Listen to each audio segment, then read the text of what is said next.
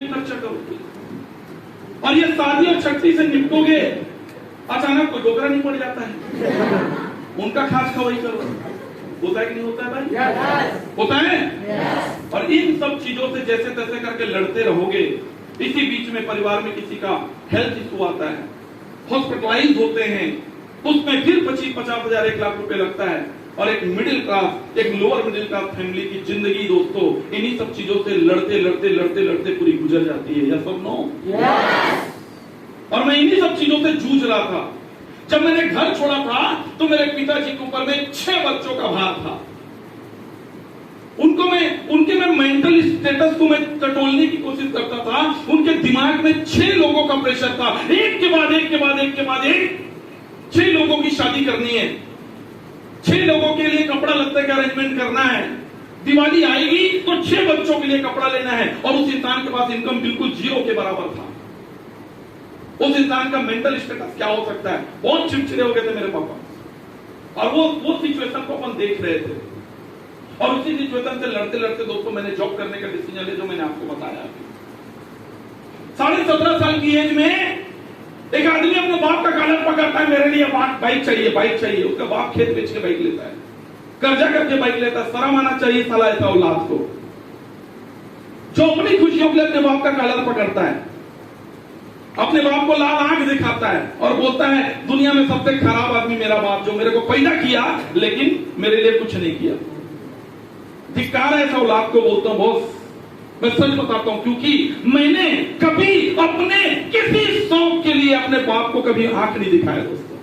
मैंने कभी नहीं बोला कि मेरे लिए अच्छा कपड़ा नहीं लेते आप, मेरे लिए कभी जूते नहीं लेते आप, कभी नहीं। क्योंकि मुझे पता था दोस्तों, मैं जानता था मेरे पिताजी को जो करना था वो हमारे लिए कर चुके थे और हम समझ चुके थे उससे ज्यादा वो नहीं कर सकता।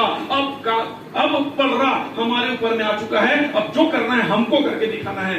तो मैं और मेरे बड़े भाई साहब दोनों जॉब में निकल गए दोस्तों। जीवन में एक सपना लेके गए कि बाप के पैसे से तो कोई नालायक औलाद भी ऐसा कर सकता है, औलाद ऐसा बनेंगे साला पैसा हम कमाए, मस्ती हमारा बाप करे दोस्तों, मुझे हमारा बाप करे,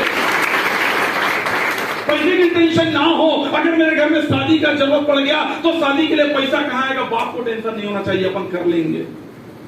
अगर घर में अचानक किसी की तबीयत खराब होगा, इलाज के पैसे किधर से आएंगे, बाप को ऊपर नहीं जाना चाहिए, अपन कर लेंगे। ये एटीट्यूड था दोस्तों अपना। नौकरी में बहुत हद तक सुधारने की कोशिश किया, लेकिन ड्रीम बड़े थे, सपने बड़े थे, इसकी वजह से पूरा फुलफिल नहीं हो पा रहा था और सपनों के साथ नौकरी में एक एक दिन गुजर रहा था। आप भी अपने सपने गुजार रहे होंगे। एक आदमी जब मरता है ना दोस्तों, तो आपको क्या लगता है? खाली चिता जलता है, खाली बॉडी जलता है? उस बॉडी के साथ साथ उस आदमी के हजारों सपने भी जलते हैं।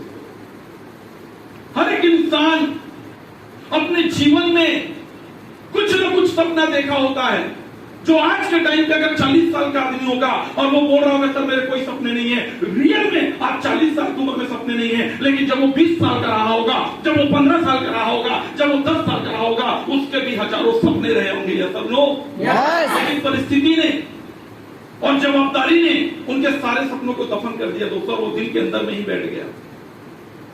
एक इंसान और एक जानवर में एक मेजर फर्क होता है दोस्तों। ये नौकरी करते करते मेरे दिमाग में चलता था, मिलते तू अपने जन्म